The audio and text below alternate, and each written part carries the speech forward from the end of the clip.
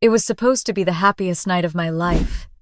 The eve of my wedding, the air in Savannah thick with magnolia and salt, the kind that clung to your skin and whispered of summer promises. My mother knocked softly before entering, her silhouette framed by the golden hallway light. "For your nerves, sweetheart," she said, holding a porcelain teacup that shimmered under the chandelier. I smiled, exhausted from rehearsals, trusting her like I always had. The tea tasted sweet, then faintly metallic, a bitterness I tried to ignore. Within minutes, my eyelids grew heavy, my vision swimming. Somewhere in the distance, my mother's voice wavered, pleading, "Don't make me choose." And then my sister's shriek split the night. "Cut her hair off or you'll lose me forever." The buzzing of clippers followed a sharp, violent hum that filled the room as I sank into darkness. The last thing I remember was the smell of my mother's perfume, mingling with burnt hair and betrayal. I woke to laughter somewhere far away, or maybe I dreamed it. The line between reality and nightmare blurred as the sedative pulled me under again. The tea had been warm, comforting, like every lie my mother ever told. She always wrapped cruelty in kindness. When I was little, she used to say, "Pretty girls forgive faster." Even then, forgiveness felt like obedience. Tonight it tasted like poison. Hours earlier, everything had seemed perfect. The mansion buzzed with preparations, caterers, florists, the hum of last-minute perfection.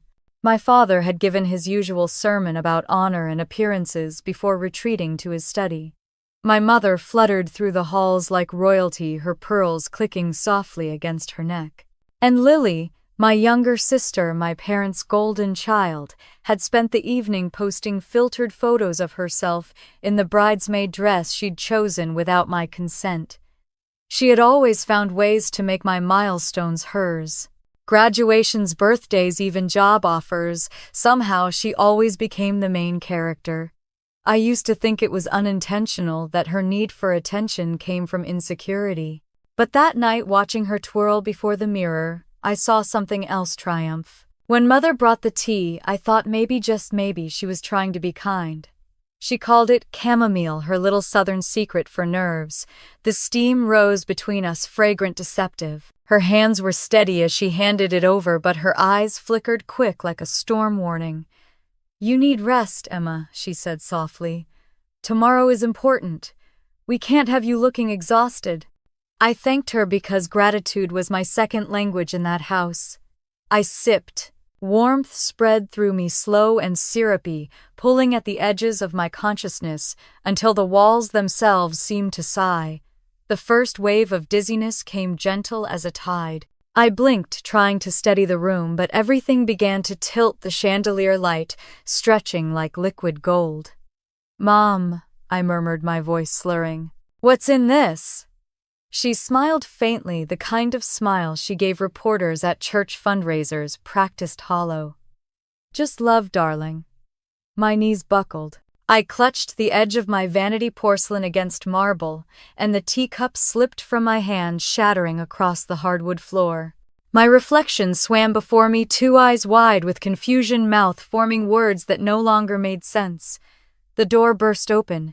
Lily's voice cut through the haze, shrill, trembling with fury. "You always get everything. She doesn't deserve this day, Mama. She doesn't deserve him." Lily Mother warned, but her tone lacked conviction.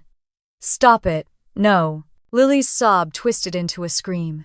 "If you don't do it, I'm gone. I mean it. I'll leave. You'll lose me forever." Through the fog, I tried to move, to say something, but my limbs betrayed me. My head swam. I could barely lift my hands as Mother's voice cracked, whispering, "Please don't make me choose." But the decision had already been made long before tonight. I heard the metallic click of something, clippers, a sound that didn't belong in a bedroom draped in lace and family portraits. The hum started low, then louder, closer. The first pass of the blades ripped through my hair. I felt it, not pain exactly, but pressure and heat like fire against my scalp. My body jerked, but my voice wouldn't come. Each stroke vibrated through the bed frame, through my bones. Hair fell around me like dark rain. My mother sobbed as she worked, but her tears didn't slow her hands. Lily's breathing quickened. I could hear the satisfaction in it. "See?" she whispered. "Now we're even." I wanted to scream. I wanted to wake up, but the sedative was a tidal wave pulling me under again and again. Snatches of sound floated through the dark, my father's voice calm and detached, saying something about avoiding scandal, about how she'll forget by morning. Another laugh, male unfamiliar, echoed faintly from the hall. That sound anchored itself deep inside me the moment I realized this wasn't just madness, it was orchestration. Someone else had watched. Someone had enjoyed it. When I opened my eyes again, I was on the bed, half covered by my mother's silk robe. My scalp tingled where the air touched it. The room smelled of hairspray and antiseptic. My mother was whispering a prayer. Lily's perfume lingered like sugar rot. The vanity mirror faced me, but I couldn't bear to look. Not yet. The clock read 3:08 a.m. My wedding day had already begun. A flicker of thought pierced the drugged fog. Daniel. What would he think? Would he even recognize me? The fear was sharp enough to cut through the numbness. I tried to sit up, but my body felt foreign, disconnected. My hand brushed against the short stubble on my head, and that single texture, the roughness of what used to be mine, made the truth undeniable. They had done it. My family. My blood. Outside, cicadas screamed into the humid night, their endless chorus vibrating through the walls. The sound blended with the ghost of the clippers, the rhythmic hum that had become my personal nightmare. I stared at the ceiling fan spinning slow circles, and somewhere deep in my mind a spark flared, small, defiant, alive. They had taken everything they thought made me beautiful. But beauty had never protected me. It had only made me easier to control. When the house fell silent, I pushed myself upright, unsteady, but conscious enough to reach for my phone. It wasn't there. Of course it wasn't. My mother had thought of everything. The room was stripped of agency, no clock within reach, no keys, no car outside the gate. Just me and the hollow echo of what I used to believe family meant. I sat in the dark, counting the seconds between each drip of the faucet in the adjoining bathroom. Each drop felt like a metronome ticking toward dawn. In the mirror across the room, I saw only a faint shape, me, but not me. My reflection shimmered, warped by tears I hadn't realized were falling. "They cut my hair," I whispered, to the empty air. Saying it made it real. They drugged me. Saying it again made it final. Somewhere downstairs, a door closed softly. I thought of my mother returning to bed, wiping away her tears, telling herself she had done what she must to protect Lily, to protect the Calloway name. In that moment, I understood that this wasn't madness, it was legacy. Generations of Southern women sacrificing daughters to maintain appearances. I had become the newest offering. As my head throbbed and the sedative began to fade, a thought rose clear and sharp through the fog. Tomorrow they will tremble. Not because I'll scream or beg, but because I'll stand. They think I'll hide, that shame will silence me. But I know the truth now. Their love was never unconditional, it was transactional, and the price was my dignity. The ceiling blurred again as exhaustion pulled me down, but I clung to that single promise. Dawn would come. The house would wake. And this time I wouldn't be the one shrinking in their shadow. Somewhere deep inside, beneath the wreckage, something new was forming, anger sharpening into purpose. The last thing I saw before sleep reclaimed me was my reflection catching the faint moonlight through the curtains. A ghost with a bare scalp and burning eyes. I didn't know it yet, but she wasn't a ghost at all. She was the beginning of my revenge. The morning sunlight crept through the lace curtains, casting soft golden stripes across the room.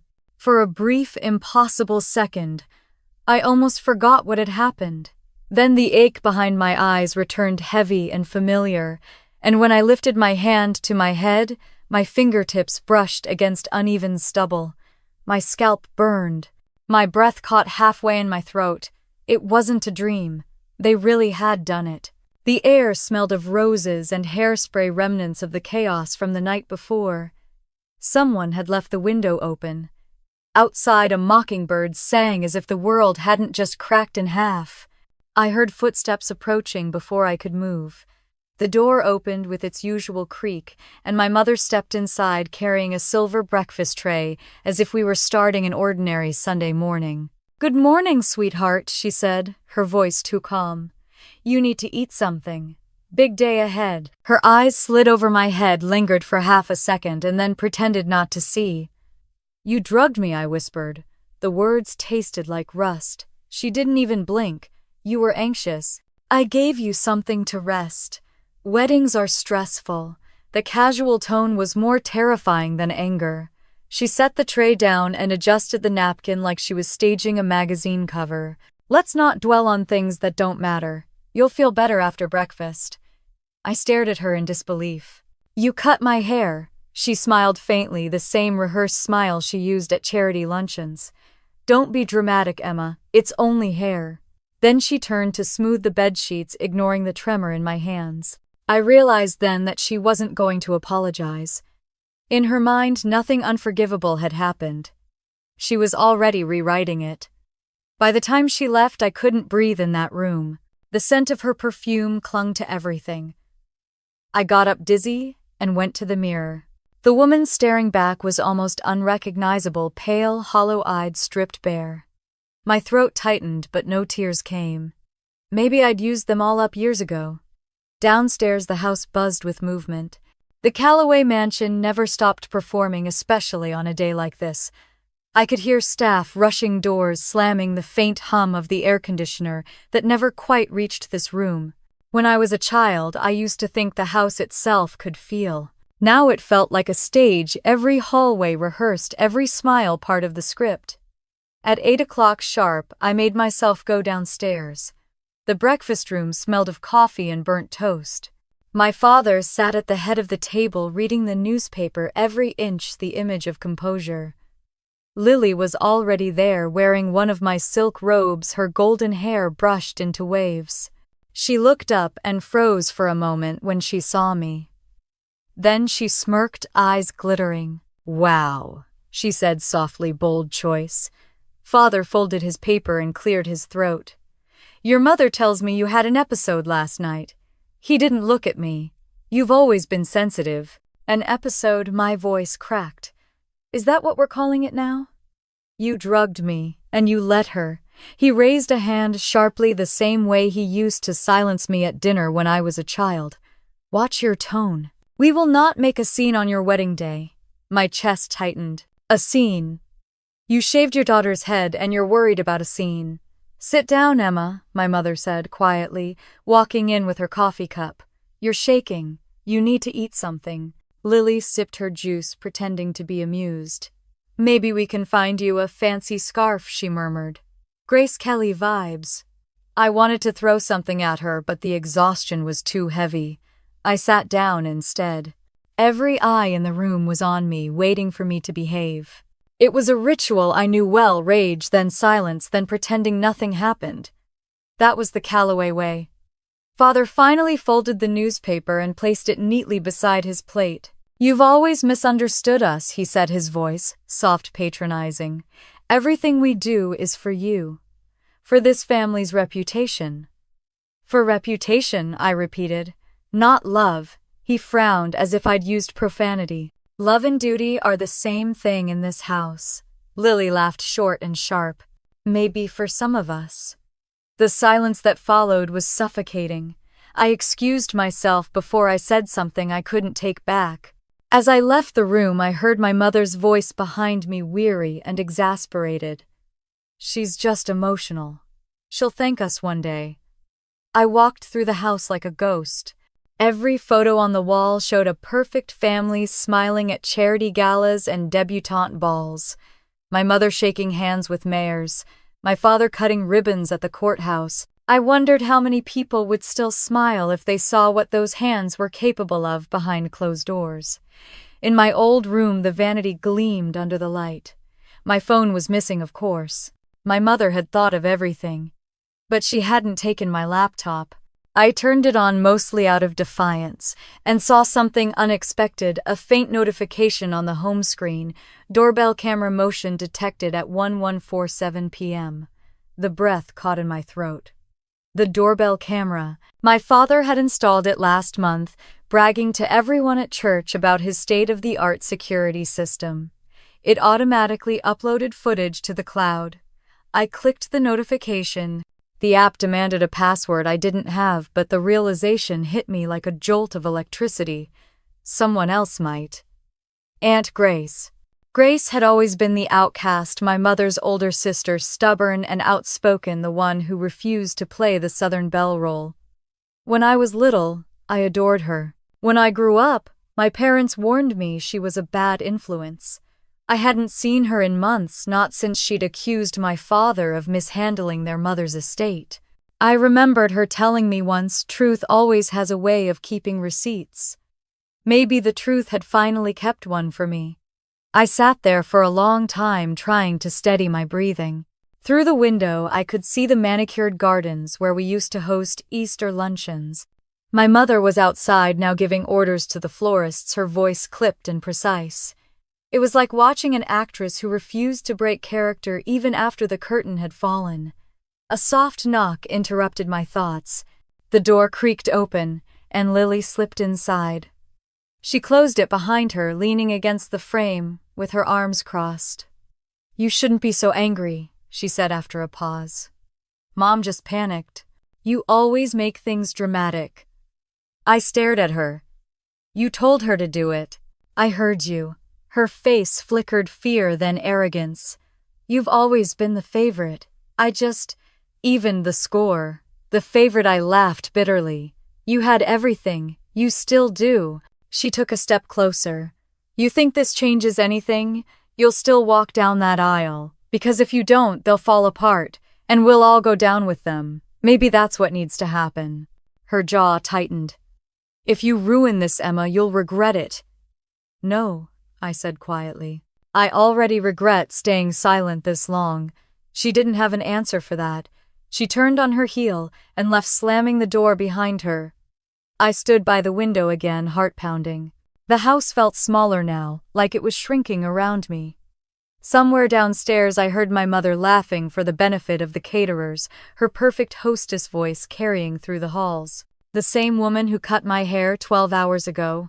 For the first time I saw her clearly, not as a mother, not even as a villain, but as a woman terrified of losing control.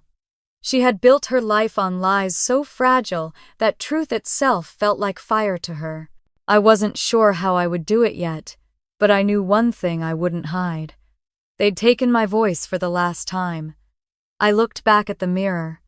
The bald woman staring back at me didn't look broken anymore. She looked like someone who had stopped being afraid. Outside, church bells began to ring in the distance. My wedding day had arrived, but so had something else, a reckoning. And this time the silence wouldn't belong to them. The morning light slipped across my face like a blade. I opened my eyes to the sound of wedding bells in the distance, echoing through the open window. My first thought was confusion. The second was dread. The air smelled of roses and hairspray, clinging to my skin like a memory I couldn't wash away. I reached up, touched my head, and felt the uneven bristle of stubble under my fingers. It was real. Every nightmare from the night before had followed me into daylight. I sat up slowly, the room spinning for a moment. The clock read 6:30. My wedding was in less than 5 hours. My dress hung on the wardrobe door, a perfect ivory silhouette mocking me with its promise of beauty and tradition. I tried to stand, but felt weak, like the air had been sucked from my lungs. The house was alive, with movement below, footsteps, voices, the metallic clatter of dishes. Life went on as though nothing unspeakable had happened in this very room. A knock came at the door. I didn't answer, but it opened anyway. My mother stepped in, dressed in a pale pink robe and pearls, looking polished, serene, in control. She carried a white garment bag and the faint scent of jasmine. "You need to start getting ready, darling," she said, as if I were simply nervous, not mutilated by my own family. I stared at her reflection in the mirror instead of turning around. My voice came out quieter than I expected. How can you look at me?" Her tone never wavered. "Because I have to."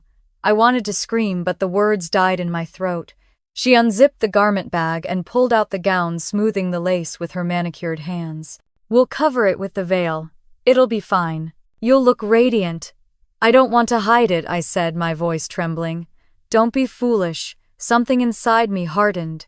"You made me look like this." She froze for a fraction of a second before forcing another calm smile. "Everything we do is for you. I know you don't understand now, but one day you'll thank me." I turned to face her, meeting her eyes in the mirror. "I never will." Her lips tightened. She didn't argue. She simply left, closing the door quietly behind her. The silence afterward was unbearable. I turned to the mirror, seeing myself fully for the first time. The woman staring back was both familiar and foreign. My scalp gleamed faintly under the light, my eyes hollow but alive. For a long time I just looked. Then slowly I stood and pulled the dress from its hanger. The fabric whispered against my skin as I slipped it on. The lace scratched at my shoulders, too delicate for the kind of strength I suddenly needed. The door opened again, this time without knocking. Two stylists entered, all smiles and polite energy, holding makeup brushes and curling irons. "Morning, Miss Calloway," one chirped. "You look beautiful already." I nearly laughed. They froze when they saw me, their smiles faltered eyes darting toward my mother in the hallway. "It's fine," I said quickly. "Go ahead," one of them stammered. "Would you like us to cover your—" "No," I interrupted. "I want to see it." The older woman hesitated but nodded. They began their work in silence, applying soft makeup that couldn't disguise the rawness underneath. When they were done, one of them whispered, "You look strong, strong." It was the first honest thing anyone had said to me since this nightmare began. When they left, I stayed by the mirror, lifting the veil that lay folded on the vanity. The sheer fabric shimmered in the light. For a long moment, I considered covering my head, disappearing behind something safe. But then I thought of the night before, the clippers, Lily's voice, my mother's trembling whisper, my father's silence. I draped the veil over my shoulders instead, letting it fall behind me like smoke. If they wanted me hidden, they were about to be disappointed. A soft knock broke the quiet. I turned to see my father standing in the doorway. His suit was immaculate, his expression carved in stone. "You look lovely," he said, though his eyes couldn't meet mine. "You let them do this," I said. He sighed, rubbing his temple. "Your mother lost control. It was an emotional mistake. Let's not ruin today with more drama." I stared at him, disbelief turning to disgust. "An emotional mistake you watched. You didn't stop her." "Emma," he said sharply, the authority of a judge returning to his tone, "you will not embarrass this family today. The Calloway name carries weight, and you have responsibilities. I don't owe you my dignity," I snapped. He took a step closer, his voice lowering. "You've always had a flair for rebellion. But this family survives because we keep our private matters private. You'll walk down that aisle, you'll smile, and tomorrow no one will remember any of this." "I will," I whispered. He didn't answer. He just turned and left, closing the door with a click that sounded too final. When I was alone again, my hands shook. My father's words echoed in my head: private matters, survival, reputation. The Calloway commandments. They'd raised me to protect appearances at all costs, even if it meant burying the truth alive. But something in me had shifted. I was done being buried. Outside, the world was already assembling for the performance. Guests were arriving in pastel dresses and polished shoes. The organist was warming up at the church down the hill. I could hear laughter and polite chatter through the open window. A voice startled me. "You shouldn't stare at them." I turned to see Lily in the doorway, wearing her bridesmaid gown like a crown. Her hair was perfect golden curls cascading over her shoulders. Her eyes met mine, but she didn't flinch. "You don't have to make this worse," she said softly. "You mean for you?" Her jaw tightened. "For everyone. Mom's already a wreck." Just get through today and leave the rest behind. You cut my hair, Lily. There's no leaving that behind. Her composure cracked. I didn't mean for it to go that far. You always made her choose, and she always picked you. I almost laughed at the absurdity. You actually believe that her voice shook. You think you're better than me. That's why she did it. She wanted to show you she still had control. And you wanted to help. She didn't deny it. Instead, she placed a small box on the vanity. Inside was a wig, real hair, golden brown, styled into gentle curls. I bought this for you, she whispered. So people don't stare. I want them to stare, I said. They should see what you did. Her eyes filled with tears, but I felt nothing. For once her guilt was hers to carry. She left without another word. I turned back to the mirror. My reflection looked calmer now, clearer. For the first time, I didn't look like my mother.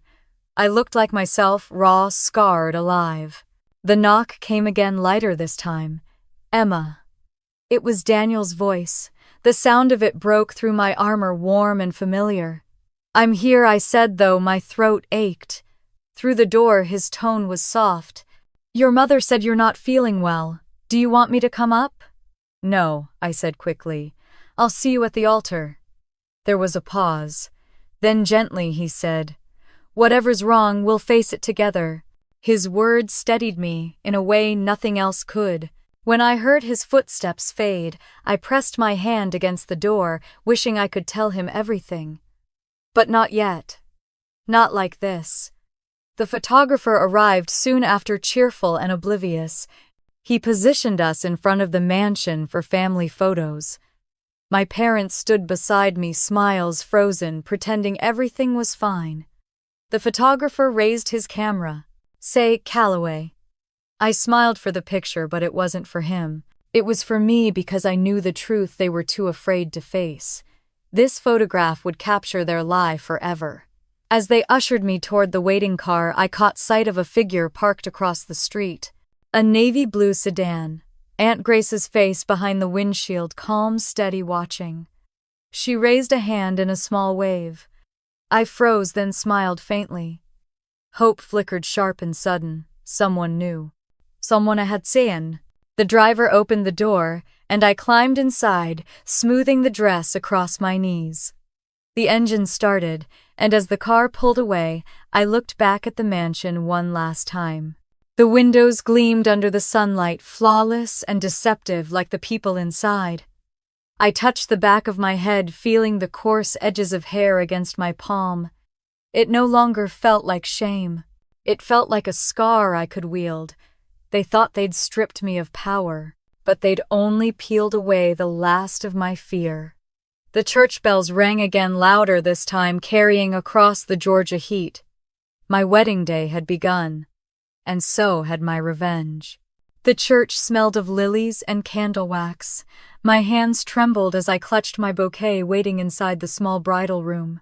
Laughter and conversation echoed faintly from the chapel beyond the closed doors. My heart beat too fast, each thud reminding me of the humiliation I carried beneath the lace and satin. Outside, the sky was a hard blue, almost cruel in its perfection. The sound of footsteps made me turn. Aunt Grace stood in the doorway, calm as ever, her navy dress pressed, her hair pulled back in a silver twist. Her eyes scanned me slowly, taking in my bare head beneath the translucent veil. "Oh, honey," she whispered. "What did they do to you?" I didn't answer at first. Words felt fragile, breakable. But when she stepped closer, her perfume citrus and smoke wrapped around me, grounding me somehow. "They drugged me," I said finally.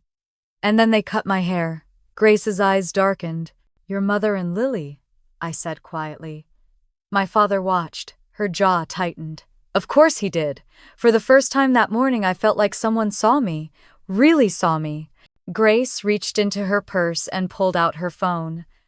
"I already know something happened," she said. "Your mother called me last night, rambling." I didn't like the sound of her voice, so I drove to the house early this morning. I frowned. "You went there?" She nodded. The front porch light was still on. I saw clumps of hair near the trash bins. At first I thought it was a raccoon fight, but then I remembered your father bragging about his new doorbell camera. My pulse quickened. The doorbell camera. Grace smiled slightly. You remember the password he gave me last Christmas when I watched the house while they were in Hilton Head? He never changed it. My breath caught. You have access. She tapped her phone. Had. Now we both do. She opened a folder on her screen and held it out to me. My throat closed. There it was, the porch view from last night, time-stamped just before midnight. The front door cracked open. A blurry figure, my mother dragging something. My own limp body. I flinched, but Grace steadied me with a hand on my shoulder. Don't look away. You need to see what you're up against. The video was grainy, the sound muffled, but I could hear it clearly, my mother's voice shaking, Lily crying, then that awful buzz of clippers again. Grace paused it when my mother said, Please, Lily, don't make me choose. I stared at the screen, numb. Then came my father's voice, calm and detached from somewhere off camera. It's handled. She'll wake up confused. The air left my lungs. They planned it, I whispered.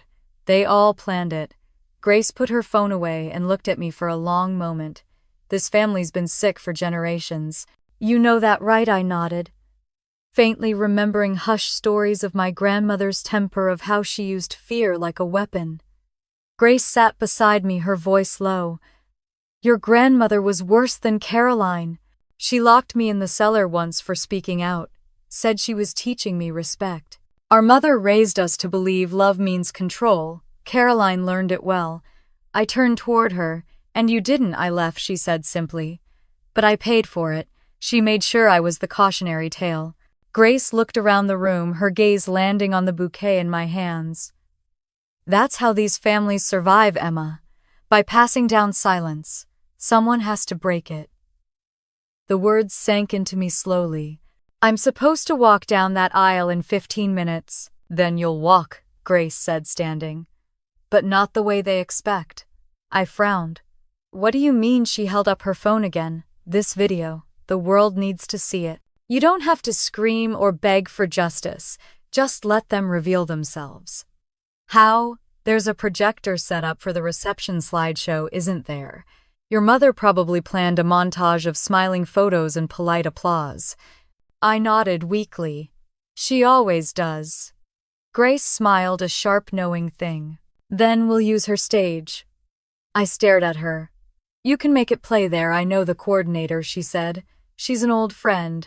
Give me the footage and I'll make sure it finds its way to the screen. My pulse hammered in my ears. They'll hate me. Grace touched my cheek. They already do, sweetheart. But after this, they'll fear you.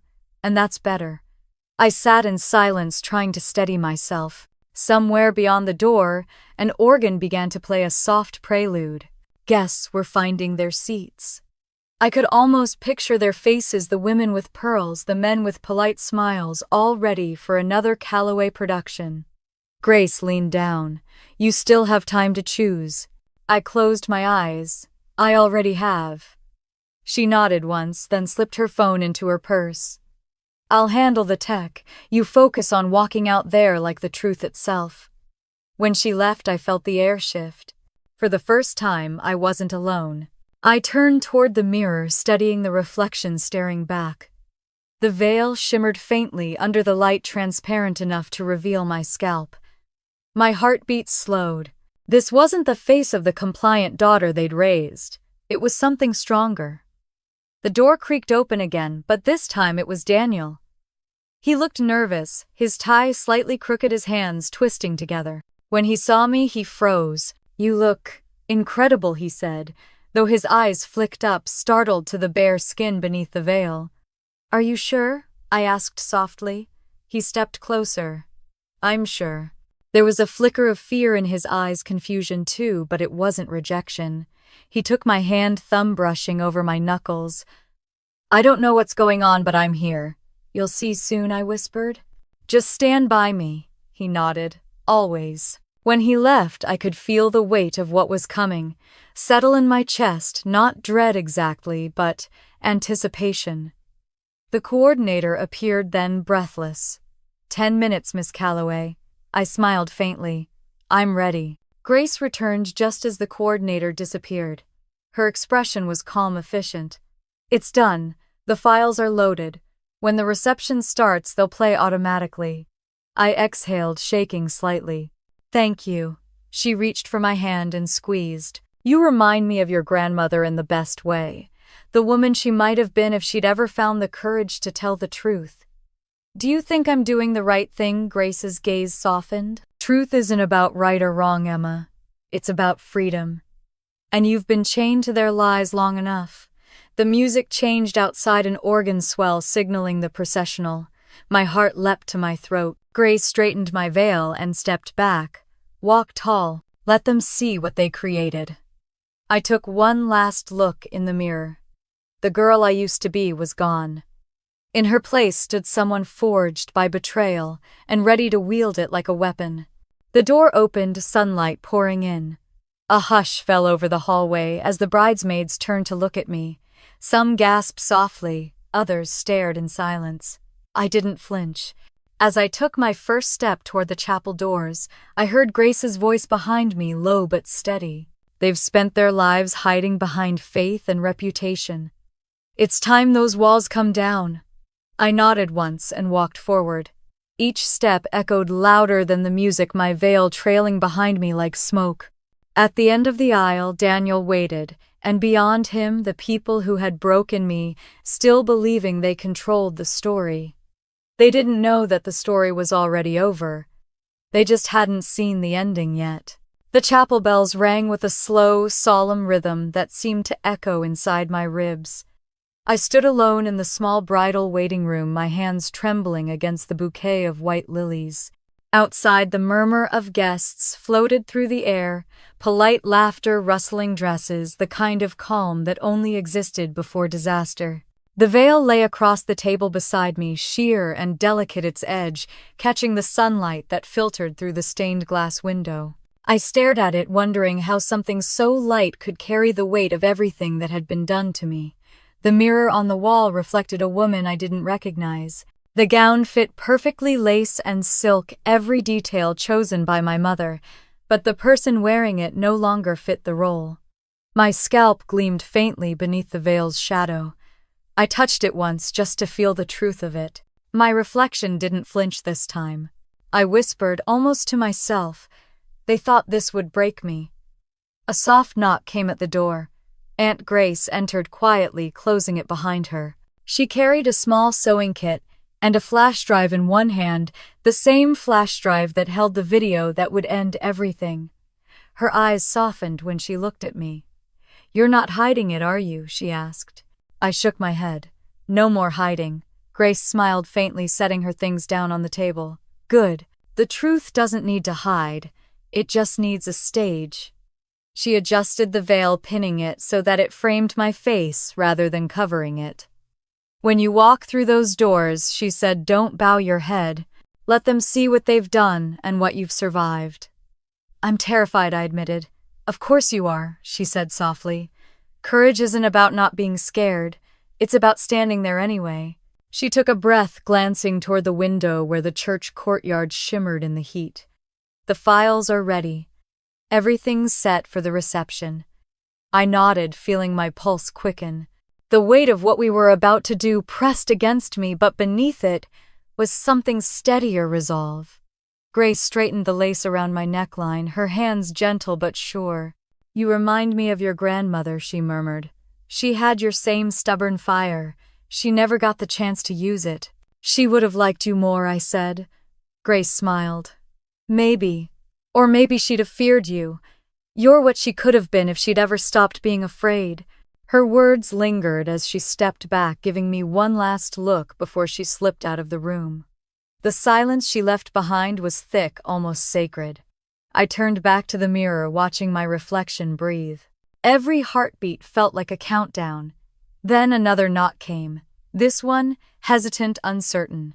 Emma Daniel's voice, soft and familiar. I opened the door a crack. His expression was tense, but kind worry etched across his brow. He looked at me, at my uncovered head, at the veil that framed instead of concealed, and I saw confusion flicker across his face. "You're beautiful," he said after a moment, his voice low and raw. "Even like this. Especially like this," he said. "You look like you." Something in me loosened. I didn't realize how much I'd needed to hear that until the words reached me. "I just need you to trust me today," I whispered. He stepped closer, his hand brushing mine. "I don't know what's happening, but I trust you." I wanted to tell him everything about the video, about what Grace and I planned, but the words stuck. "You'll understand soon," I said instead. He nodded. "Whatever it is, I'm here." He left as quietly as he came, and I stood there for a moment, breathing in the silence he left behind. I didn't know if I was about to lose him or not. But maybe love wasn't about keeping people safe from truth, it was about facing it together. A few minutes later, my mother appeared. Her perfume arrived before she did. Jasmine and powder, sweet and suffocating. "Darling," she said smoothly, stepping into the room as if nothing in the world was wrong. "You look perfect." I didn't answer. Her gaze flicked to my veil and her smile faltered. "You're wearing it wrong," she said. "It's supposed to cover your face." "No," I said simply. "It's supposed to reveal it." Something cold flashed in her eyes. "Don't be clever, Emma. Today isn't about rebellion, it's about family." "Family," I repeated, my voice breaking slightly. "Is that what you call it?" She hesitated, her mask cracking just enough for me to glimpse fear beneath the composure.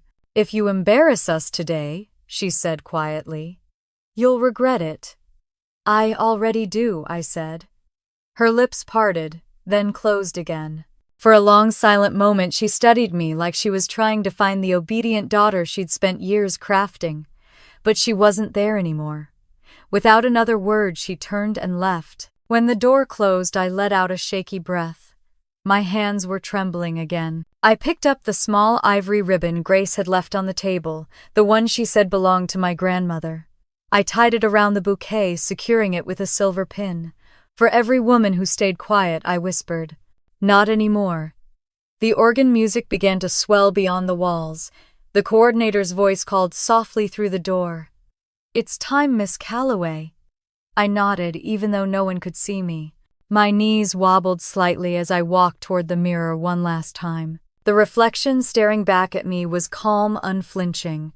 The bald head that once made me feel stripped and powerless now gleamed like a crown beneath the veil's pale shimmer.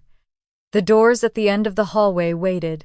Through the frosted glass, I could see silhouettes of bridesmaids and ushers' guests turning in their pews. My pulse raced. The organ's chords deepened. Grace appeared beside me again, her face steady, her eyes proud. "Walk tall," she whispered. "You've already survived the worst. Everything after this is just truth." I nodded, my throat tight. The doors creaked open. Gasps rippled through the chapel. The light from the stained glass spilled across the floor, a kaleidoscope of reds and blues stretching toward me. I stepped forward, each footstep echoing softly against the marble aisle. My mother's face turned pale in the front pew. My father stiffened beside her, jaw clenched, his hands gripping the program like it was a weapon. Whispers rose from the crowd, soft, shocked, uncertain. I heard the words, "bald, brave, poor girl." I didn't look at them. I looked at Daniel standing at the altar, his eyes wide but unwavering. Halfway down the aisle, the noise faded. The world narrowed to the sound of my own heartbeat and the distant hum of the organ. The veil fluttered lightly behind me as if caught in a breeze no one else could feel. When I reached the front, Daniel took my hand. His grip was warm, steady. The pastor cleared his throat, visibly unsure how to proceed. "Dearly beloved," he began, but the words felt faint background noise to the storm that had already broken. I could feel my parents' eyes burning into me. For the first time in my life, I didn't care. Daniel leaned close and whispered, "You're incredible." I smiled faintly. "No," I said. "I'm just done being afraid." And as the pastor's voice echoed through the chapel, I knew I had already taken back everything they'd stolen from me. My name, my body, my silence. The truth was walking with me now, right down the center aisle, under the stained glass light, toward whatever came next. The organ swelled heavy and beautiful, echoing through the vaulted ceiling as I took my first steps down the aisle. The air inside the chapel was thick with the perfume of lilies and magnolias, but beneath that sweetness was something sharper: fear. Every rustle of silk, every whisper from the pews pressed against me like invisible hands. The veil caught the light, casting a faint shimmer over my bare head. I saw eyes widen, lips parting, and surprise fans pausing mid-wave. The hum of gossip traveled like an electric current through the congregation. My father's arm stiffened beneath mine. He didn't look at me. His smile was carved in place, his jaw tight enough to crack. "Smile," he hissed through his teeth as we reached the halfway point. I murmured. "Just not for you." The music continued, slow and deliberate. My heart kept pace with it, every beat matching the organ's deep vibration. At the end of the aisle, Daniel stood waiting, tall, nervous, his eyes fixed on me. His face was unreadable at first, but when he truly saw me, his expression changed. Shock flickered there, confusion, maybe even grief, but not disgust. The whispers grew louder. "What happened?" someone muttered. "Did she shave it for charity?" another guessed. My mother sat in the front pew, rigid as marble, her hands gripping her clutch until her knuckles turned white. I reached the altar. The pastor smiled, awkwardly gesturing for my father to step aside. When he released me, his touch lingered too long, control disguised as affection. Then I turned toward Daniel, and everything else fell away. He leaned slightly toward me, voice low but trembling. "What happened, Emma?" I met his eyes. "My family happened." A murmur rippled through the crowd. The pastor hesitated, glancing between us, unsure whether to continue. Daniel's hand reached for mine. His thumb brushed my skin, gently grounding me. "You don't owe anyone an explanation," he said softly. "You just have to breathe." I wanted to cry right then, but instead I smiled. His words steadied me more than he could have known. The pastor cleared his throat.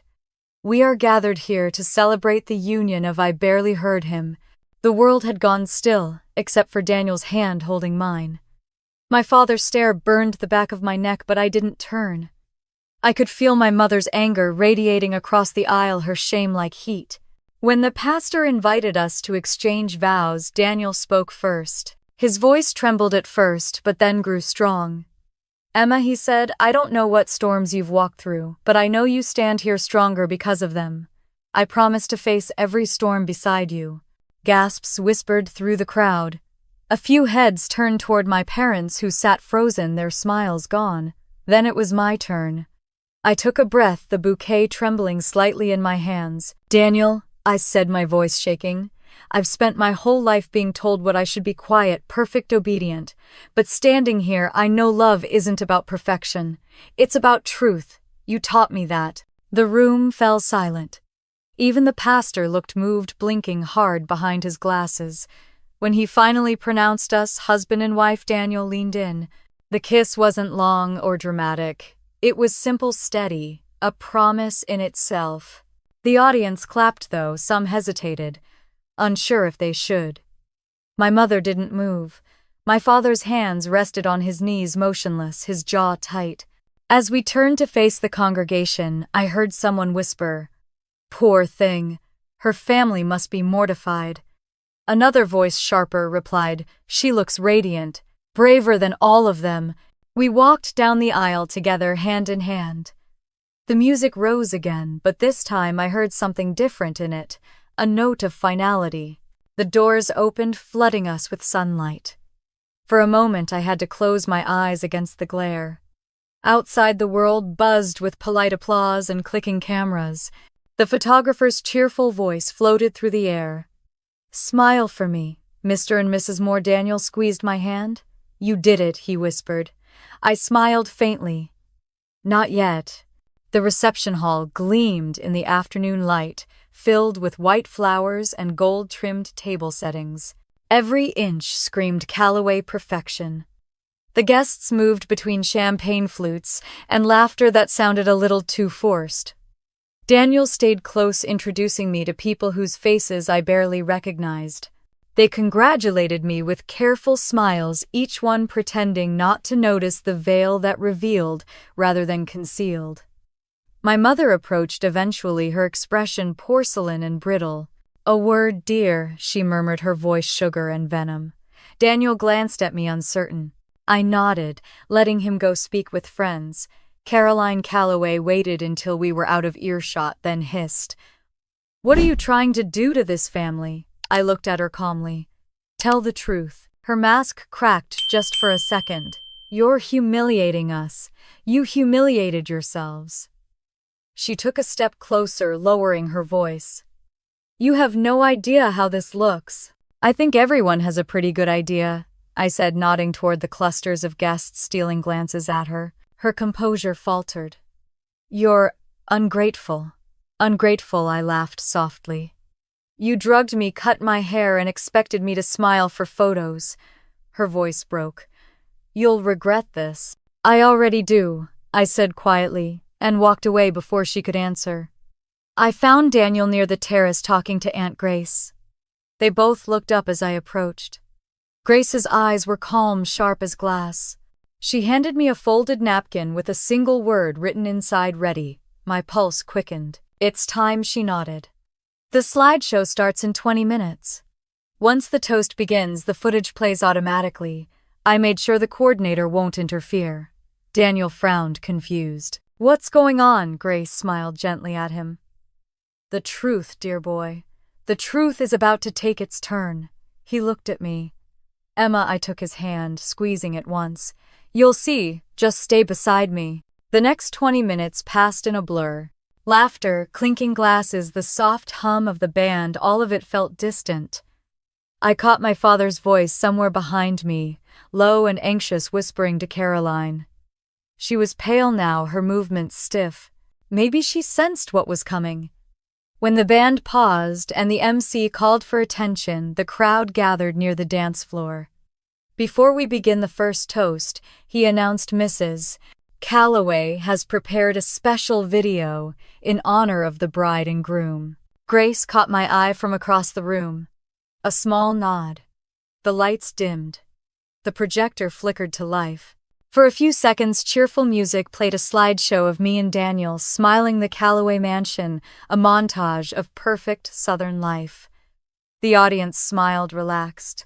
Then the screen went dark. A faint buzz filled the speakers, followed by my mother's voice. "Please, Lily, don't make me choose." The room went silent. Then came Lily's shrill cry. "Cut her hair off, or you'll lose me forever." The sound of clippers buzzed through the speakers. Someone gasped aloud. A glass shattered. The image shifted, grainy night footage from the doorbell camera. My mother dragging my half-conscious body across the porch. My father's voice, "It's handled. She'll wake up confused." The air left the room. I stood perfectly still, Daniel's hand gripping mine. Grace remained near the projector, her posture composed, unflinching. My mother's sob cut through the silence. Turn it off right now," but no one moved. The footage ended, the lights came back on. Every eye in the room turned to me. I took a breath, steady and cold. "That I said clearly is what family looks like when love means control." Gasps, whispers, disbelief filled the space. Caroline collapsed into a chair. My father tried to stand, but the weight of the moment pressed him down. Daniel looked at me, his expression stunned but full of quiet awe. I lifted my chin. "You wanted me to be silent. This is what silence sounds like when it finally breaks." And as the guests began to murmur, the truth hanging heavy in the air, I felt something I hadn't felt in years, freedom pure and terrifying. The Calloway legacy was over, and I was the one who ended it. For a long, impossible moment, no one moved. The last echoes of the projector's hum died away, swallowed by the heavy silence that filled the hall. The image of my mother dragging me across the porch still hung in my mind like smoke. The crowd, 200 guests dressed in silk and champagne tones, sat frozen, their faces a mosaic of disbelief. A few clutched their pearls. Some avoided my eyes altogether. It was as if the air itself refused to breathe. The applause that should have followed the toast never came. Instead, Chairs creaked, glasses trembled, and somewhere near the back someone whispered, "My God." The words spread through the room like a draft, cold and sharp. Caroline's hand went to her throat. She looked like porcelain left too long in the sun, cracking, fragile, a thing pretending not to break. This isn't real," she stammered, standing abruptly. "It's been edited. Someone's tampered with it." Her voice pitched high, brittle. "It's fake." Grace didn't flinch. From across the room, she raised her glass and said softly, "It's not fake, Caroline. It's the truth." All eyes swung toward my mother. The socialite, the philanthropist, the church matron who'd ruled Savannah's charity circuit for 20 years now, shaking in front of everyone she'd ever manipulated. My father rose slowly beside her, trying to salvage what dignity he could. His face was pale, his jaw tight. "Everyone please," he said, his courtroom voice straining for control. "This is a private matter. It doesn't concern you." "Private," I said quietly, stepping forward. "You made sure of that, didn't you? You drugged your daughter and shaved her head to protect your image, and now it's private." The sound of my voice, calm, measured, seemed to shake them more than the footage had. The crowd watched, transfixed. Some looked disgusted, others fascinated. Every secret my family had built its reputation on was dissolving in real time. Caroline reached for my father's arm. "Henry, stop this," she whispered, panic curling around her words. "Do something." But Henry Calloway, the honorable judge, the man who'd sentenced others for lesser sins, had no defense left to give. His authority evaporated beneath the weight of the truth. He turned to me, his eyes cold and unfamiliar. "You think this makes you strong, Emma, destroying your family in front of strangers?" I met his gaze. "I didn't destroy it." "You did." "I just stopped pretending." A murmur rolled through the crowd. One woman, the pastor's wife, I think, whispered, "Bless her heart." Another whispered, "She's brave." Each word was a spark catching fire in the silence. Daniel stepped beside me, then his hand brushing mine. "You don't have to say anything more," he murmured. "They've said enough." But I shook my head. My hands weren't trembling anymore. "No, I do." I turned to face the guests, my voice steady. "This family has lived behind closed doors and charity events for decades, preaching morality while destroying anyone who didn't fit their image. They call it loyalty. I call it fear." The crowd parted slightly, eyes darting toward my parents. Caroline's painted lips trembled. Henry stared straight ahead, unblinking, his face an iron mask. But the cracks were there. The kingdom was falling. Then a sound cut through the tension, a sharp clatter. Lily had dropped her glass. She stood near the cake table, her face blotchy and red. "It wasn't supposed to go that far," she sobbed suddenly. "Mom said it would just teach her a lesson." Caroline turned horrified. "Stop it, Lily." But Lily's words tumbled out loud, messy, unstoppable. "You said if I didn't help, you'd cut me out of the inheritance, you said." Enough. Henry's voice boomed, but the damage was done. Every guest in the room had heard. The gossip would spread faster than wildfire now. The hall erupted into whispers. People stood backing away from the head table as if the Calloways carried a disease. A man near the front, one of my father's business partners, pointed a shaking finger. "You've been using church donations for this, covering up scandals." Henry's mouth opened, then closed. His silence was answer enough. Caroline sank into her chair, her face gray. "Please," she whispered, "please stop." The trembling in her hands made the pearls around her neck rattle softly like wind chimes in a storm. The projector flickered again, replaying a single frozen frame, the porch light catching my mother's face mid-lie. The image filled the wall, impossible to escape. She looked both powerful and terrified, a woman built entirely out of performance. Someone started recording on their phone. Another followed. Then everyone. In a world where reputation was everything, cameras were executioners. Caroline saw it happening, saw the crowd documenting her fall, and broke. Her voice came out as a strangled cry. "Turn those off, all of you." But no one did. I stood there watching as the people who once idolized her turned their backs.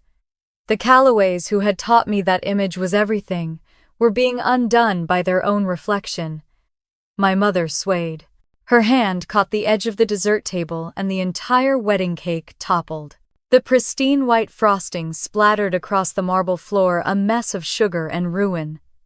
Gasps rose, followed by a hush so complete it rang in my ears. Caroline crumpled into the chair behind her, sobbing softly. My father's shoulders sagged and he looked suddenly small. For the first time I saw not a tyrant but a man cornered by his own lies. "You've had your revenge," he said quietly. "Are you satisfied now?" I took a step forward. This was never about satisfaction. It was about truth. "You always told me lies protect a family. You were wrong. Truth does." He stared at me, his eyes hollow, his mouth tightening around words he couldn't say. Then he turned and walked out, leaving Caroline sobbing alone amid the wreckage of her perfect reception. The crowd began to disperse slowly, murmuring to one another, their faces pale with disbelief. Grace approached me through the chaos, calm as ever. "You did it," she said softly. "It doesn't feel like victory," I said. "It's not," she replied. "It's freedom. And freedom never comes quietly." Daniel wrapped his arm around my shoulders, his warmth cutting through the chill that had settled over me. Guests passed us with awkward smiles or sympathetic nods. No one dared meet my mother's eyes. Outside, the evening light bled into the horizon, painting the sky in orange and gold. The heavy doors of the reception hall swung open, letting the noise spill into the street. I stepped out into the air, letting it hit my skin clean and sharp. For the first time, the weight on my chest lifted. Behind me, Grace's voice carried softly through the doorway. "They wanted silence," she said. "You gave it back to them." I turned one last time. Inside, the chandelier light glinted off shattered glass and frosting-stained marble. My mother still sat there, surrounded by the ruins of her empire, shaking and whispering words only she could hear.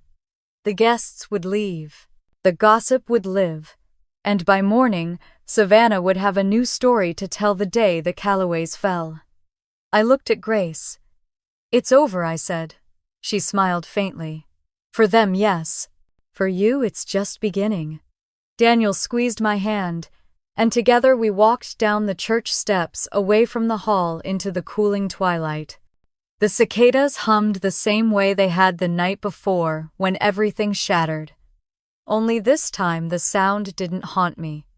It sounded like release. As we reached the car, I looked back one final time at the glowing windows. The reflection of my mother's empire flickered and dimmed, swallowed by dusk. "They thought silence was power," I whispered, "but it's truth that lasts." And then I turned away, stepping into the night that finally belonged to me. The sound of my mother's sobs followed me long after I left the reception hall. They echoed faintly through the grand foyer of the Savannah Heritage Club, blending with the low hum of voices and the occasional nervous laugh. No one dared speak too loudly. The chandelier's light seemed harsher, now throwing fractured reflections across the ruined cake and toppled champagne glasses. The perfect Callaway celebration had turned into a courtroom, and my family was on trial before everyone who had ever envied us. I stood near the entrance, Daniel's hand gripping mine tightly. His face was pale but steady, his eyes flicking toward me, then back to the scene unfolding in front of us.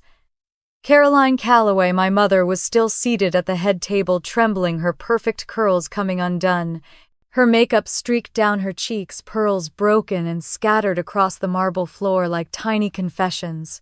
My father hovered beside her, but even from a distance I could tell his strength had finally cracked. The mask of the respected judge had slipped away. A man in a gray suit, the president of the church board, stepped forward cautiously. "Judge Callaway," he said, his tone careful as what we saw. "True." My father's mouth opened, then closed again. For the first time in my life, I saw uncertainty in his eyes. "This is a private matter," he began, voice brittle, "and I expect discretion from all of you." A ripple of whispers ran through the crowd. "Discretion," someone muttered. "That's what he called it when they took her hair." The murmuring grew louder. The old order of politeness was unraveling. The same people who once worshipped my parents' social power now turned on them with the precision of sharks sensing blood. My mother rose shakily to her feet. "You don't understand," she pleaded, her southern accent trembling. "We were trying to help her. She's always been so unstable." I took a step forward. "That's your defense." My voice carried easily through the silence. "You drugged me, humiliated me, and your excuse is that I made you nervous." Caroline turned to me, her eyes wild and shining. "You're twisting everything we did, what any good parents would do." "You were hysterical." "Hysterical?" I laughed softly. "You mean human." The crowd shifted. I could feel them turning toward me, some sympathetic, others hungry for spectacle. Savannah society thrived on scandal. They were already rewriting the story in their minds. But I wasn't going to let them shape it for me again. "You want to know what kind of parents they were?" I said, my voice clear and steady. "Everything in this family was about appearances, about keeping up the image of the perfect Southern household while destroying anyone who didn't fit the part. My mother taught me that pain was something you cover with pearls. My father taught me that silence is how you keep a family together. But the truth," I paused, letting the weight of it land, "the truth doesn't care about your reputation." A woman near the front clasped her husband's arm, eyes wide. Another reached for her phone, pretending to text, but recording instead. Cameras flashed. I didn't flinch. Lily appeared at the edge of the crowd, her mascara smeared. "It wasn't supposed to go that far," she blurted, her voice cracking. "Mom said." "Lily, stop." Caroline snapped, but her daughter pressed on, her guilt spilling over. "You said if I didn't help you'd cut me off. You told me she needed to be taught her place." The hall erupted. Gasps, shocked murmurs, the clinking of glasses as people stepped back as though scandal might be contagious. My mother's face drained of color. My father turned sharply toward Lily, his tone deadly calm. "You have no idea what you're saying." "Yes, I do," Lily cried. "I saw you give her the pills." Caroline's hand shot out, slapping Lily across the face. The sound cracked like a gunshot in the room. Enough, I felt something inside me break, not from pain but from final clarity. I took a slow step forward. "You can't silence her anymore, Mother. You can't silence any of us." My father rounded on me. "Do you have any idea what you've done? You've destroyed this family's name." "It wasn't me," I said. "You did that the moment you cared more about a name than the people wearing it." The gray-suited man from the church shook his head. "Judge Calloway, this is unforgivable." Another voice, this one from the back, called out, "He used donation funds for the church roof to pay for her charity dinners. I saw the receipts." Henry froze. "That's absurd." Grace stepped forward, then calm and precise, holding her phone like a weapon. "No, it isn't," she said. "The files were sent to the local press this morning. They'll run by nightfall." The collective gasp that followed was almost musical. My father stared at her, pale and defeated. Caroline sank back into her chair, whispering something over and over, too quiet to hear. The woman who had once ruled this town with her tea parties and false grace was now a ghost in front of her own kingdom. Daniel moved beside me, his arm wrapping around my shoulders. He didn't say anything, just held me steady as I faced the ruin of the family that had made me. "Please," my mother whispered, suddenly lifting her head. "Emma, make them stop." "Stop," I repeated. "You wanted silence. This is silence breaking." She reached for me, but I stepped back. Her fingers brushed the air where I had stood, as if she were trying to hold on to something that had never really been hers. Grace spoke again, her voice carrying over the noise. "What you did to her wasn't discipline. It was control. And now the whole town knows." Caroline's face twisted, half anger, half despair. "You think you've won. You think they'll love you for this." I shook my head. "I don't need them to love me. I just need them to see." The guests began to leave then, some in shock, others whispering into their phones. The Calloway dynasty was collapsing faster than the chandeliers could dim. The journalist from the Southern Gazette stood near the exit, already scribbling notes on a pad. The headline would write itself by morning. When the last of the crowd had gone, I stood in the center of the room, the smell of spilled champagne heavy in the air. Grace joined me, her expression unreadable. "It's done," I said quietly. "Not quite," she replied. "This was the first fall. The rest will come when the world decides what to do with them." Daniel looked around at the mess, the overturned tables, the shattered crystal, the family portrait that had fallen from the wall and split neatly in two. "You don't have to stay here," he said softly. I glanced at the broken portrait. The painted smiles looked ridiculous, now frozen in the lie that had kept us all captive. "No," I said, my voice low. "I think I do. I want to remember what truth looks like when it finally gets free." My mother's sobs had quieted to soft, broken breaths. My father stood motionless beside her, his head bowed, a man unmade. Lily sat alone near the cake table, staring at her trembling hands. I turned to Grace. "It's over." She shook her head gently. "For them, yes. For you, this is where it begins." I looked out through the open doors where twilight was bleeding into the horizon, the humid Georgia air still humming with the faint sound of cicadas. The night smelled of rain and redemption. I slipped my hand into Daniel's and walked toward the exit. Behind me, the last remnants of the Callaway Empire flickered under the chandelier light, glittering, dying, and finally silent. As we stepped into the evening air, I felt the wind catch my veil, lifting it like a ghost, finally leaving the body it haunted. And for the first time since the tea, since the clippers, since the moment my mother whispered, "Don't make me choose," I breathed without pain. Let them tremble, I thought. Let them face the silence they built.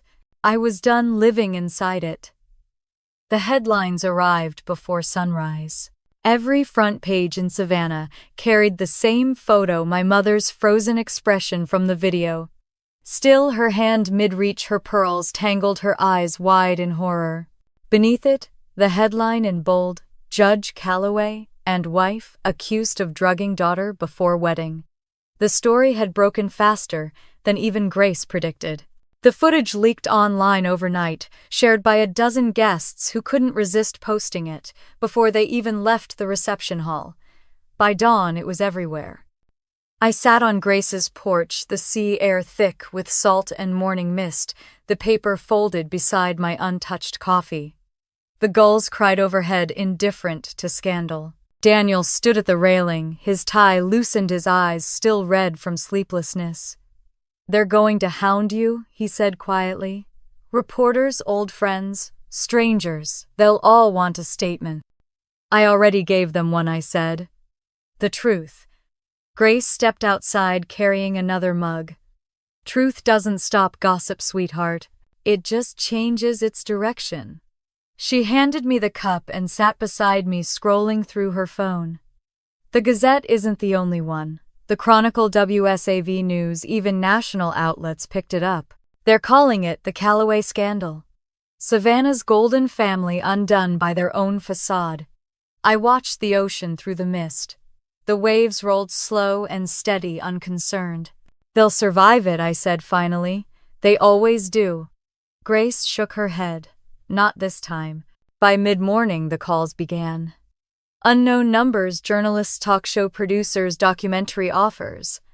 I silenced my phone, but the notifications kept multiplying like weeds. My social media inbox overflowed with messages, some kind, some cruel.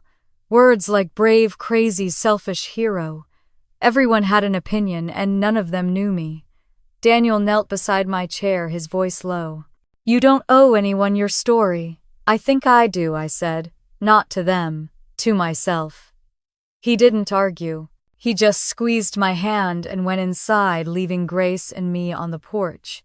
She pulled up an email on her tablet and slid it toward me. "There's more," she said. "Financial records. Church funds diverted into your parents' private accounts. Old property deeds. They used charity money to maintain their reputation.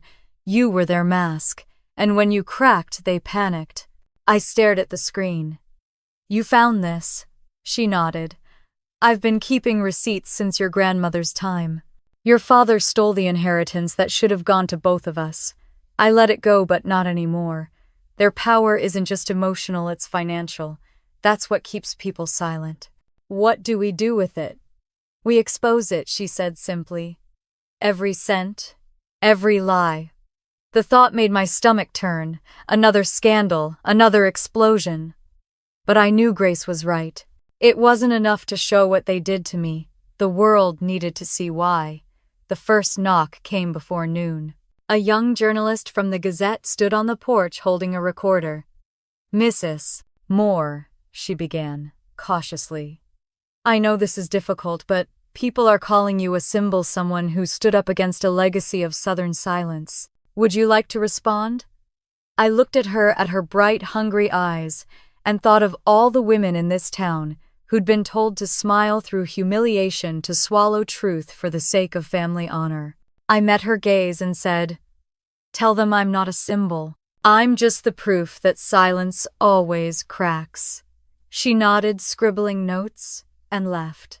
By evening, the news had spread beyond Georgia. Commentators debated my motives on television, dissecting my hair, my tone, my dress, as though the act of surviving needed to be polished for public taste. I tried not to watch, but Grace did, pacing the living room like a general. "They can twist the story however they want," she said. "But every time they play that footage, your father's voice condemns him. My father." The thought of him made me shiver. The once untouchable judge was now suspended pending investigation. I'd seen his statement, a carefully worded piece of damage control, blaming a lapse in judgment and family misunderstanding. No apology, no ownership. Just the same smooth lies. That night I couldn't sleep. The cottage was quiet, except for the rhythmic crash of waves against the shore. I got up and walked to the edge of the porch, wrapping a blanket around my shoulders. The stars were faint through the haze, but the sea glowed faintly under the moonlight. Somewhere out there, my parents were probably hiding behind closed blinds, counting the ways to rebuild their power. Grace joined me a few minutes later, holding her laptop. "You should see this," she said. On the screen were the documents again: bank transfers, forged signatures, charity accounts drained. She clicked a button, sending the files to a journalist contact. "It's out of our hands now." I felt both relief and dread. "They'll hate us." "They already do," she said, "but hate can't hurt you if it has nowhere left to live." The next morning, the second wave hit. Callaway Foundation under fraud investigation. Judge's ethics panel to review conduct. The empire crumbled publicly this time.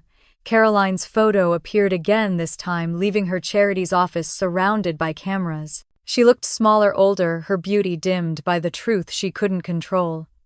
Lily called that afternoon. I almost didn't answer, but curiosity won. Her voice was thin, shaky. "I'm sorry," she said before I could speak. "I didn't mean for it to go this far. People are saying awful things. I lost my job. My fiancé won't talk to me." I closed my eyes, the ache rising again. "You helped them, Lily." "I know," she whispered. "But I was scared. Mom said if I didn't, she'd cut me off. I thought she'd change. I thought she loved us." "She does," I said quietly. "But her love is the kind that burns everything around it." She started crying. I listened, the anger fading into something heavier, pity, maybe even understanding. "What do I do?" she asked. "Tell the truth," I said. "That's how this ends."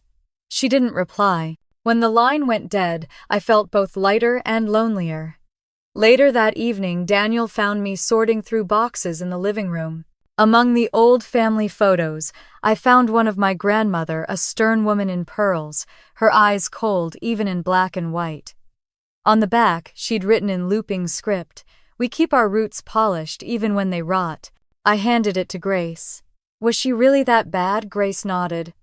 "Worse. Your mother learned everything from her. The cruelty, the control, but the fear too." I looked at the photograph again. "Then it ends here." Grace smiled faintly. "That's why you're different." That night, another article appeared, one Grace had arranged anonymously. It detailed the full extent of the Callaway's corruption, complete with documents and timestamps. I didn't need to read it. I already knew how it ended. My parents would lose everything. The mansion, the foundation, their titles. I walked down to the beach just before midnight. The wind was cool, the tide pulling gently against my ankles. Daniel followed a few steps behind, silent until he caught up. "You could walk away from all of this now," he said. "Start over. No one would blame you." I looked at the horizon. Maybe I don't want to walk away. Maybe I just want to see what truth looks like when it's finally free. He smiled softly, slipping his hand into mine. "Then, you already have." We stood there until the sky began to lighten. The first streaks of dawn painted the water in shades of gold and rose. Somewhere in town, I knew my parents were waking to find the world they'd built gone. But out here, in the calm rhythm of the tide, I felt something close to peace. Grace's words came back to me, then quiet but certain. Freedom never comes quietly. The Calloway name had fallen, but the truth was still rising. And I was finally standing where I belonged, on solid ground in the open air, unashamed. The Calloway mansion looked different in daylight. The windows were boarded up, the hedges overgrown, the fountain cracked and dry. For years it had been a monument to control, a fortress built out of pride and appearances. Now it stood hollow, stripped of its illusions, like the carcass of a beast finally brought down. I parked at the end of the long driveway and just sat there for a while, watching sunlight filter through the oaks, trying to steady my breath. The key Grace had given me felt cold in my hand. "Every truth needs a burial," she'd said when she handed it over, and sometimes that means walking through the ruins. I stepped out of the car. The air smelled of dust and magnolia leaves. Each step up the cracked stone path stirred old ghosts, Christmas mornings, family dinners, the echo of my father's gavel-sharp voice, scolding me for speaking out of turn. The front door creaked as I pushed it open. The smell of polish and roses was gone. In its place lingered something faintly metallic, like time itself had begun to rust. The living room looked untouched, but the silence was heavier than I remembered.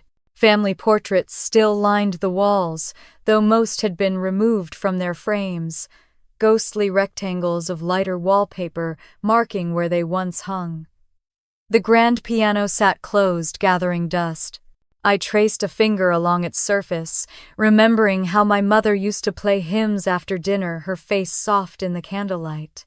I'd thought then that it was love. Now I knew it was performance. A noise startled me, a soft thud from upstairs. For a moment I thought I was imagining it. Then I heard footsteps, slow and unsteady. I climbed the staircase, the railing cold under my palm. At the top landing I found her. Caroline sat on the floor outside her old bedroom, still in her nightgown. Her once perfect hair streaked with gray and falling loose around her face.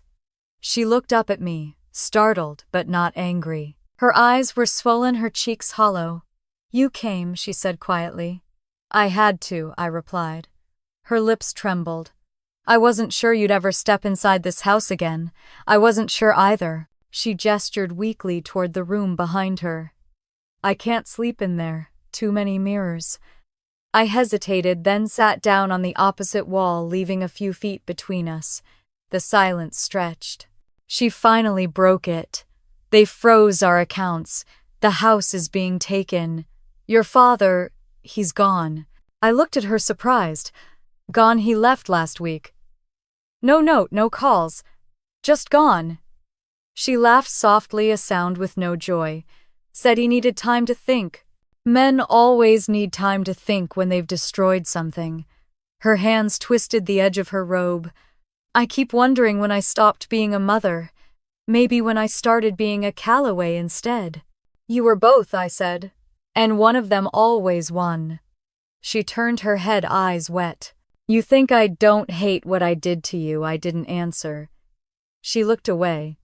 "My mother used to say love means control, that if you don't keep your family in line, the world will eat them alive. She kept us terrified, and I swore I'd never be like her. But fear's contagious, isn't it? I caught it from her, and I passed it to you." Her words trembled, fragile but real. I thought of all the years she'd punished me for speaking, for being too loud, too emotional, too myself. It had always felt personal, but sitting here now, I saw something else, her own brokenness passed down like an heirloom. I reached into my bag and pulled out a small envelope. Grace gave me this, I said. Caroline's eyes widened slightly. Grace? It's yours, I said, handing it to her. She took it with shaking fingers, staring at the handwriting, her sister's name scrawled across the front. Slowly, she opened it. Inside was a letter written decades ago, yellowed and creased. As she read, her lips moved silently. Tears slipped down her cheeks. When she finished, she folded the paper and held it to her chest. She forgave me, she whispered. After all these years. She didn't hate you, I said softly. She pitied you. There's a difference. She laughed bitterly through her tears. You sound like her. Maybe that's not a bad thing. She looked at me, something shifting in her expression. For the first time, she seemed small, almost human.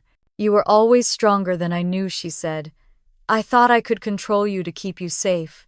I didn't realize you were the one who'd end up saving us. I didn't save anyone, I said. I just stopped lying. She wiped her eyes.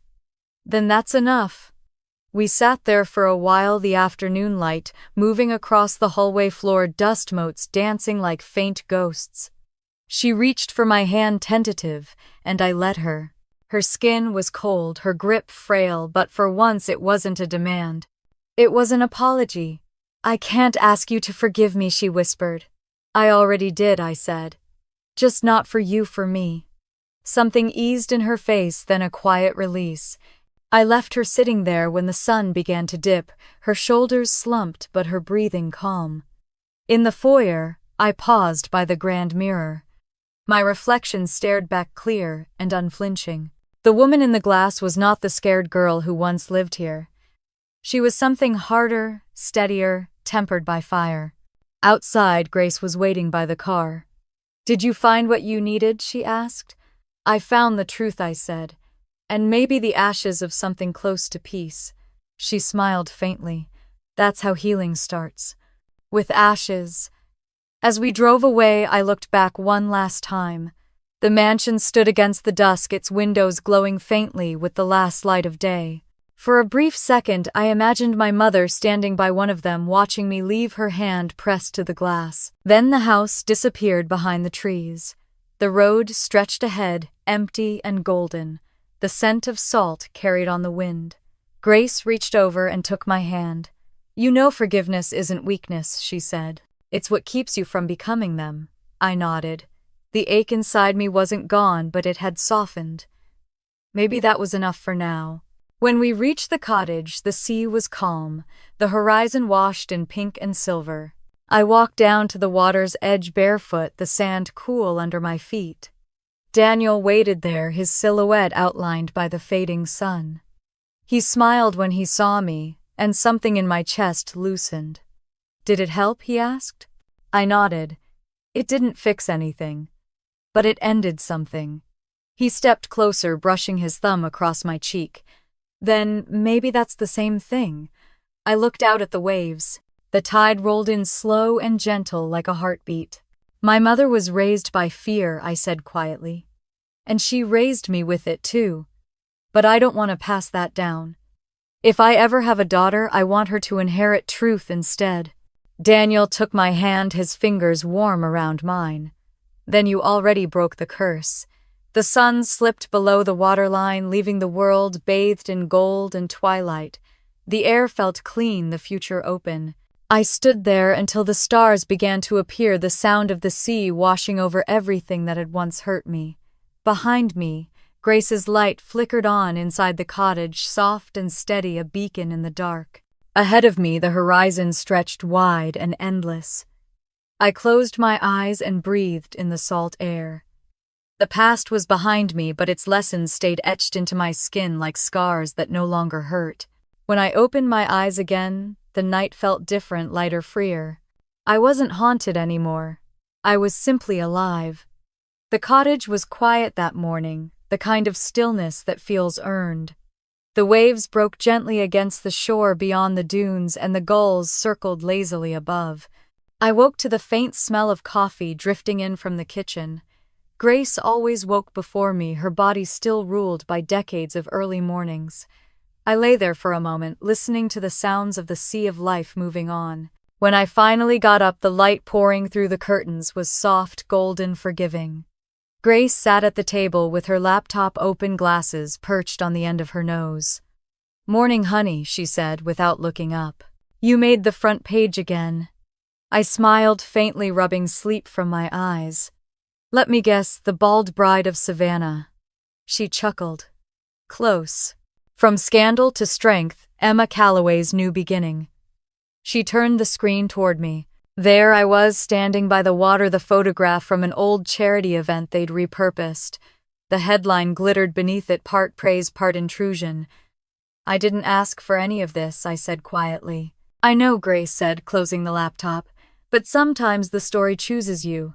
The question is what you do with it." I poured myself a cup of coffee, the bitter warmth grounding me. "I just want peace." Grace studied me for a moment. "Peace is good, but peace without purpose turns to silence. And you didn't go through hell to be silent again." Her words lingered as I looked out the window. The ocean stretched endlessly, calm and glimmering. Maybe she was right. Maybe peace wasn't just the absence of pain, it was what you built after it. That afternoon I found myself downtown for the first time in months. The air was thick with summer heat, but the city felt different now. People still stared, sometimes half pity, half admiration, but no one dared whisper. The Calloway name had lost its power to intimidate. I walked past the church where my father once gave sermons about morality. The doors were closed, the stained glass dim.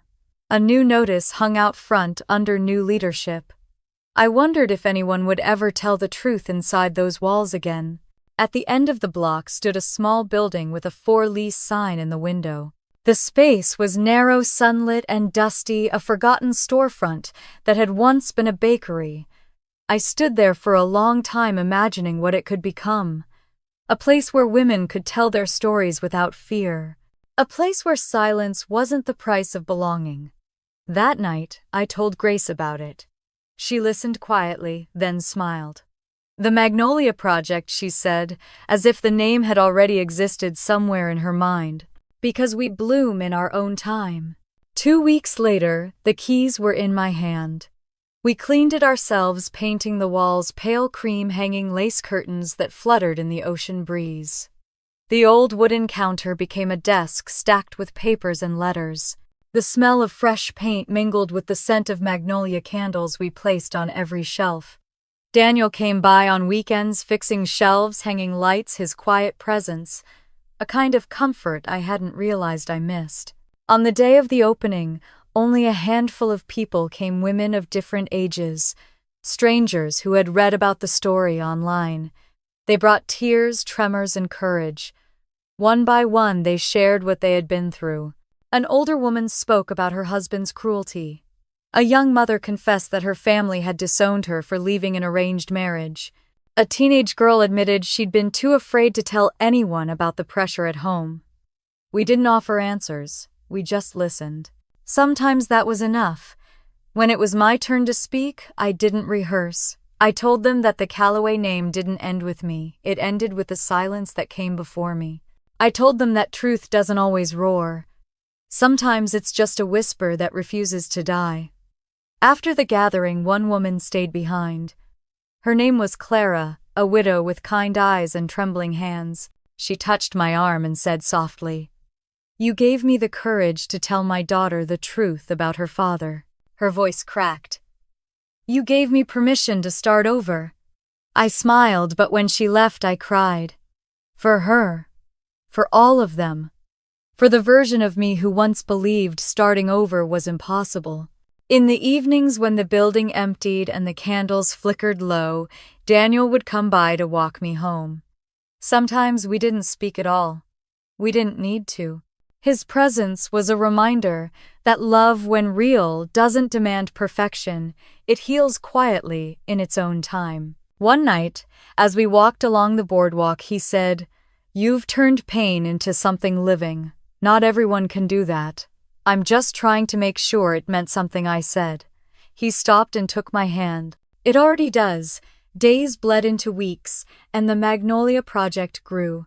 Local papers began covering it not as gossip, but as a movement. Letters arrived from women across the South, letters full of hurt, hope, and healing. Each one reminded me that my story wasn't unique. It was just the one that finally refused to stay buried. Then one afternoon, as I sorted mail at the office, the bell over the door rang. Lily stood there holding a paper bag in both hands. She looked thinner, quieter, her once polished beauty dulled by regret. "Hi," she said softly. I froze for a second before stepping forward. "Hi," she smiled awkwardly. I didn't know where else to go. "You came to the right place," I said. We sat at the counter, the air thick, with everything unspoken. She took out the contents of the bag, a framed photo of the two of us, as little girls sitting under the magnolia tree behind the mansion. Our hair was tangled, our faces smudged with dirt, but we were laughing. "I kept it," she said. "Through everything. I thought maybe you'd want it." I traced the edge of the frame with my finger. "I remember that day," I said. "We buried a time capsule under that tree. You swore you'd become a singer. And you said you'd become president," she said with a small laugh. "Guess we both ended up doing something different." Her eyes glistened. "I'm sorry, Emma. I was weak. I let them turn me into something I'm not." "You don't have to be sorry anymore," I said gently. "You just have to be better." She nodded, tears spilling down her cheeks. I reached out and squeezed her hand. It wasn't forgiveness in that moment, it was understanding. Sometimes that's all forgiveness really is. After she left, I hung the photo in the office. The two little girls beneath the magnolia tree watched over us as we built something new. Months passed. The project flourished. The Callaway mansion was sold to a developer who planned to turn it into a historical museum. The irony wasn't lost on me. When they called to ask if I wanted to donate anything for display, I sent them the veil I'd worn at my wedding, the one that revealed instead of hiding. On the anniversary of that day, we held a gathering at the Magnolia Project. Grace gave a speech, her voice firm and proud. Daniel stood in the back smiling. When it was my turn to speak, I said revenge gave me justice, but forgiveness gave me peace. This place exists so that no woman ever has to choose between the two again. After the applause, I walked outside. The magnolia trees around the square were in bloom, their white petals glowing in the moonlight. I breathed in their scent, sweet, strong, alive. Grace joined me, slipping her arm through mine. "You've come a long way, baby girl," she said. I smiled. "We both have." She squeezed my hand. "Just remember, healing isn't a finish line. It's a direction. Keep walking it." I nodded, looking out at the horizon. For the first time in my life, the future didn't scare me. It was wide open, waiting. The wind lifted my hair, gently carrying with it the scent of salt and magnolias. Somewhere inside, laughter echoed a sound I hadn't recognized in years. It was mine. And this time it was real. The land where the Callaway mansion once stood was unrecognizable. The gardens were gone, the marble driveway overgrown with grass, and where the great house had loomed, there was only open air and silence. A single plaque stood in the middle of the clearing, shining faintly in the sunlight. I stepped closer and read the engraving, "The Callaway Estate, a legacy of lessons learned." I traced the letters with my fingertips, feeling their weight. The ground beneath my feet used to terrify me. Now it felt like forgiveness. The wind carried the scent of magnolias from the nearby trees, soft and warm. I knelt down and placed a single bloom beside the plaque, pressing the petals gently into the soil. "You finally became something honest," I whispered. The crunch of footsteps made me turn. Daniel was walking up the path, holding 2 paper cups of coffee. His tie fluttered in the breeze, and when he saw me, he smiled, that patient, quiet smile that had carried me through the storm. "Couldn't stay away, could you?" he said, handing me a cup. "I thought I'd feel something," I said, looking back at the empty space. "Anger, maybe? Or grief? But it's just quiet. Maybe that's peace," he said. I nodded, watching the light shift across the field. It used to feel like they owned everything here, even the air. Now it's just a place, no ghosts left. He looked at me thoughtfully. You think that's true, I smiled faintly. Maybe not. Maybe ghosts don't disappear. Maybe they just stop scaring you. We walked together along the old driveway, the crunch of gravel beneath our shoes echoing in the stillness.